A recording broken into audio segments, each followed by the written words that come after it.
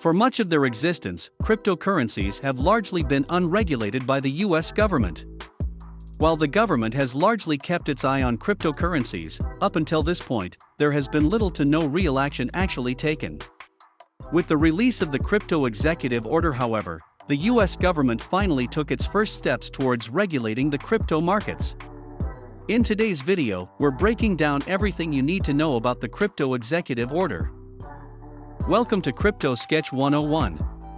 We're the #1 go-to spot for all things crypto, and we're glad you've stopped by. If you love cryptos as much as we do, please give this video a like, and be sure to subscribe to our channel. In today's video, we're taking an in-depth look at the newly released Crypto Executive Order. We'll break down the 7 key priorities that the order will focus on and examine what it may mean for the future of cryptos. There's a lot to cover, so let's get into it. As previously mentioned, the crypto industry has largely been unregulated for quite some time. While there are some pros and cons that come with this, the government believes that consumer and investor protection is of the utmost importance and has made it an important part of the order. In addition to cyber attacks, there are countless scams, including initial coin offering fraud and rug pulls. Entire exchanges have been hacked as well. In 2014, a Bitcoin exchange called Mt. Gox was hacked, resulting in the loss of nearly $460 million at the time. To date, it's still not clear how many hackers were involved or who they are. The funds were never fully recovered, and many of the exchange's customers were left out to dry. Although Mt. Gox was a Tokyo-based exchange, the US is nevertheless seeking to take steps to protect US consumers against such devious acts. The order will also focus on the financial stability of cryptos as well. The crypto markets are very volatile. There can be huge upwards or downward swings in a matter of moments. Cryptos have been known to swing 20 or 30% or more in one direction or another in only a matter of hours.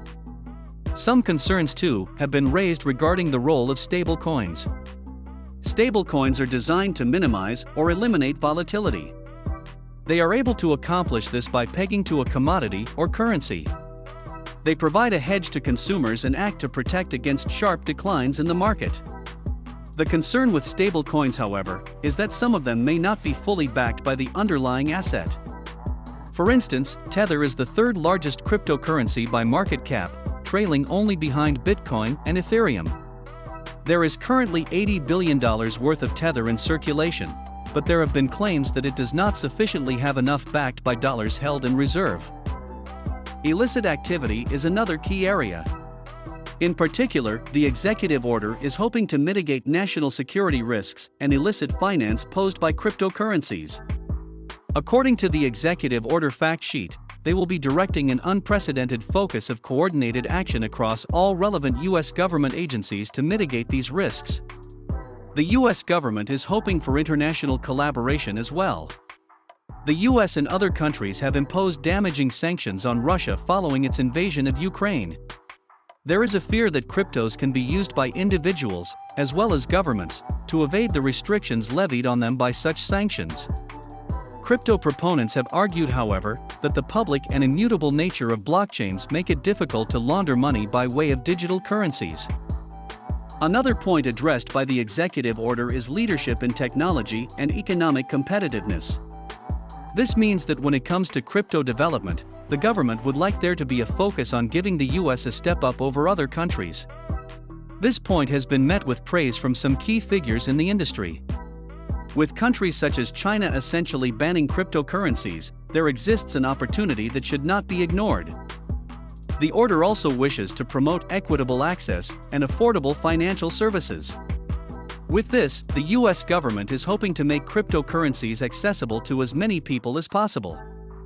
In their release, it is stated that safe access is especially important for communities that have long had insufficient access to financial services.